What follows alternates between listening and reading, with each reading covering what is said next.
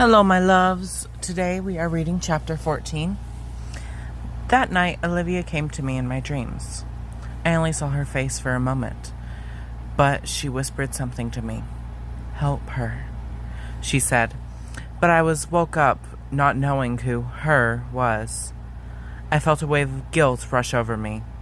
I knew I should have been focusing more attention on Olivia than on other things.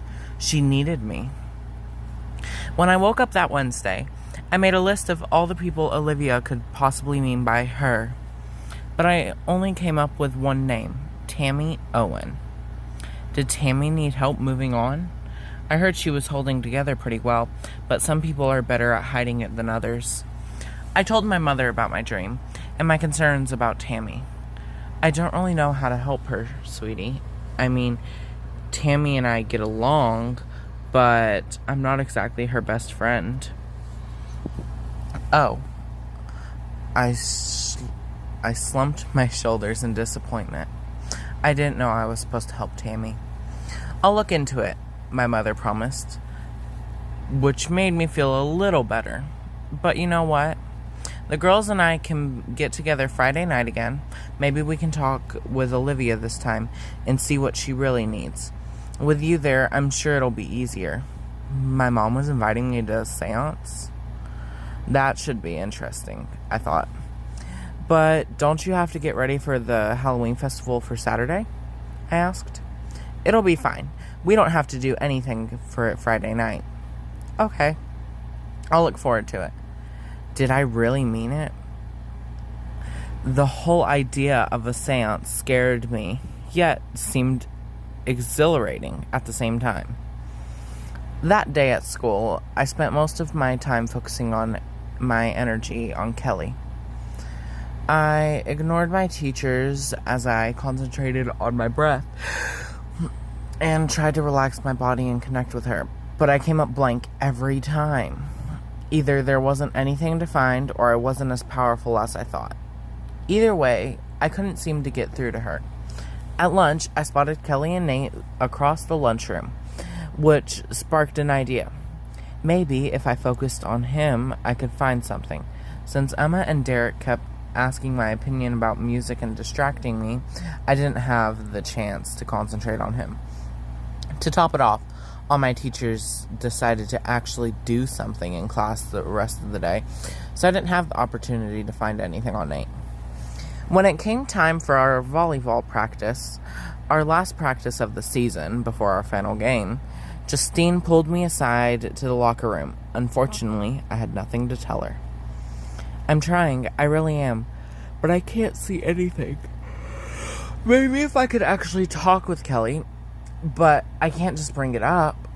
"Well, try harder," Justine hissed. "I'm getting really worried, and you're my only hope to save my best friend. I'm sorry." Just then, Kelly pushed through the door into the locker room. We both stood upright in surprise, immediately ceasing our conversation. Kelly eyed us suspiciously, but I didn't think she knew we were talking about her. How could she? After practice, I came up with a perfect opportunity to speak to Kelly. I watched as she left the locker room. I reached into my locker and grabbed the first thing my hands found. "I'll be right back," I told Emma. When I caught up to Kelly, I grabbed her wrist. She swung around at the same time. She took a step back to distance herself from me. I was expecting to see something, an indication of her relationship, but there was nothing. My plan failed miserably. Interestingly, though, my touch allowed me to feel her emotions. She was confused why I was there and upset about something. "What?" she demanded. I didn't say anything. For a moment, I couldn't remember what my plan was, and then I looked down to find a bottle of lotion in my hands. "I thought I saw you drop this." I held the bottle out to her. "Well, it's not mine." Not only did she sound irritated, but I could feel the annoyance and as energy sizzled between us. "I'm sorry, my mistake." Just as I was about to turn and leave, a car pulled up next to us. Kelly's emotions shifted from exasperation to something entirely confusing, a mixture of emotions that made it hard to pinpoint. A sense of love, it seemed, washed over her when she saw the car. It also took a note of fear as she conveyed by the side of it. I also took a note of fear she conveyed by the side of it. As her pulse quickened, so did mine. I wondered for a moment if it was a family member driving the car. "Are you okay?" I asked without thinking. It only made her widen her eyes at me in suspicion. "I have to go," she said as she turned on her heel and flipped her hair over her shoulder. I glanced at the driver, and even though it was getting dark, it was still light enough for me to see his face. Nate Williams sat in the front seat. After Kelly closed the door, he jerked his head towards me and glared, his eyes dark below his eyebrows and his muscles in his jaw tense. It sent chills down my spine. He tore his gaze from me and drove off. Holy crap, he is a bad guy, isn't he? And Kelly's afraid of him. I turned back towards the school, discouraged that my plan didn't work. Or had it? I didn't realize that I was frowning when I got back to the locker room. "Are you okay?" Emma asked. Suddenly aware of my posture, I straightened up and put a smile on my face. "I'm fine," I lied, and turned away so that she couldn't see my eyebrow twitch. "So, whose house are we staying at this weekend?" I stalled. "This weekend?" "I can't this weekend." I didn't care how much Emma begged. I would not miss out on the seance on Friday. I needed to focus on Olivia, especially since I'd been neglecting her and she needed my help. Why not? I couldn't tell her, could I? I didn't know if it was right to tell Emma that Mom, Sophie, and Diane were all psychic too. I decided to keep this one to myself. I ducked down behind my locker door so she couldn't see my face. My mom kind of has a mother-daughter thing planned on Friday. That wasn't a lie. Don't worry. I'll still be here for when we turn in our uniforms and have our pizza party on Friday. "Oh yeah," she said, trying to hide her disappointment. "Yeah, that'll be fun." I suspected that Emma wanted to be at home as little as possible, but I had other people to help at the moment. Besides, she said that home life wasn't that bad. When I got home, I slumped onto my bed. I wanted to cry to relieve the overwhelming knot in my chest, but no tears came out. When I finally gave up and lifted my head, my gaze fell upon the crystal ball on the dresser. Maybe that would have some answers, but I didn't know how to use it. I thought about waiting for my mom to get home from the shop, which was staying open later and later as Halloween approached. But the longer I waited, the more I felt I needed to take my abilities into my own hands. I decided it was time to turn to the internet for help. I pulled Luna down from the shelf next to my bed, holding her close for comfort, and snuggled under my blanket. I flipped open my laptop and typed, "How to use a crystal ball," into the Google search bar. The first few sites I visited didn't help me at all, but I continued to search anyway, clicking through links and trying to find some useful information. I got excited when I found an article that seemed to make sense. It told me to get in the mood with candles or incense, let go of expectation, and to practice discipline over the conscious mind. It also noted that I should listen to the more subtle voices of the universe, whatever that meant. I wasn't sure where this was going to go, but I decided to take a shot at it. I mean, what could it hurt? Rising from my bed, I walked to the kitchen and shuffled through a few drawers before finding a stash of candles. I gathered the tea candles in a box of matches and headed back to my room. One by one, I lit 3 candles. I shut off the light and placed myself in my desk chair. Hold on. I shut off the light and placed myself in my desk chair in front of the crystal ball. I paused for a moment, mostly out of uncertainty. I wasn't sure if I would really be able to do this, but if my crystal ball could help me help others, then it was something I was willing to try. I held the ball in my hands and stared into it for what seemed like an eternity. I didn't see anything. Let go of expectation, I told myself, as I tried to put both Olivia and Kelly out of my mind. For a brief moment, I almost believed that the ball had no power.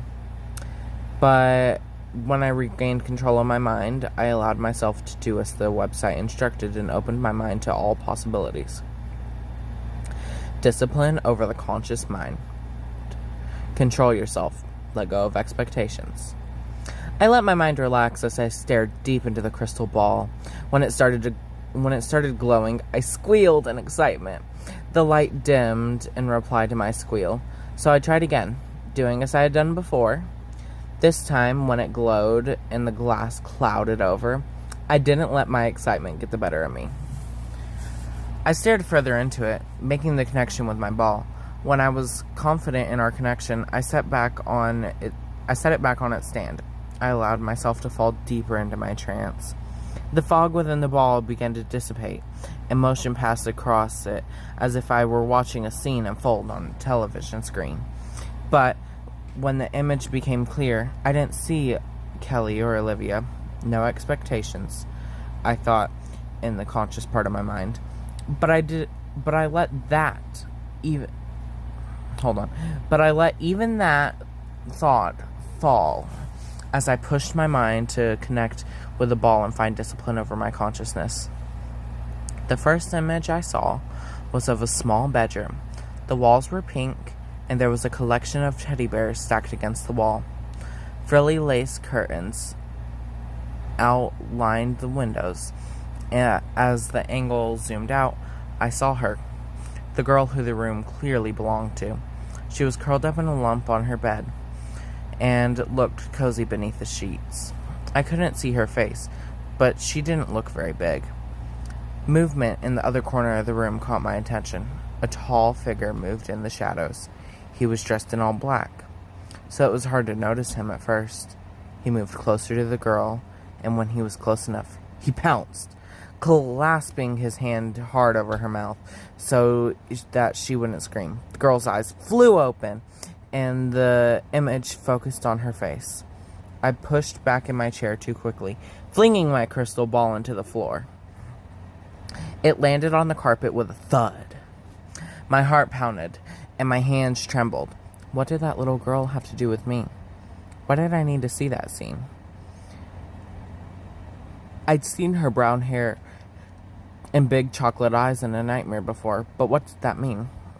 I knew deep down that it meant something. It wasn't about Kelly or Olivia. My intuition told me. But I couldn't help but ask myself the question, why have I seen her twice now? I didn't want to look into my crystal ball again, so I didn't. Instead, I wanted to toss it across the room. I held back that urge, afraid that it would break. I already felt bad about letting it fall on the floor. Questions continued to race in my mind. How could I help this little girl? I didn't even know. How could I help this little girl who I didn't even know? Was the man going to hurt her? As much as I longed to do something, I didn't know enough to help. All I knew about the girl was what she looked like in her approximate age. That's not much to go on, I thought. Besides, I had too much to deal with already, and too many people to help. Why hadn't my crystal ball show me something about Kelly or Olivia? That was what I really wanted to see. No, needed to see. Discouraged for not finding anything, discouraged for not finding anything to actually help anyone I knew, and not giving me enough information to help Chocolate Eyes. I blew out the candles and crawled into bed far too early, but I fell asleep instantly. Alright, my loves. Well, that is the end of chapter 14, and I hope everybody enjoyed it. I do, and I really like this book, and I am so sorry about all the yawning. It's like 10:30, and I typically go to sleep around 10, so I'm tired. Thank you for listening, and I love y'all. Bye.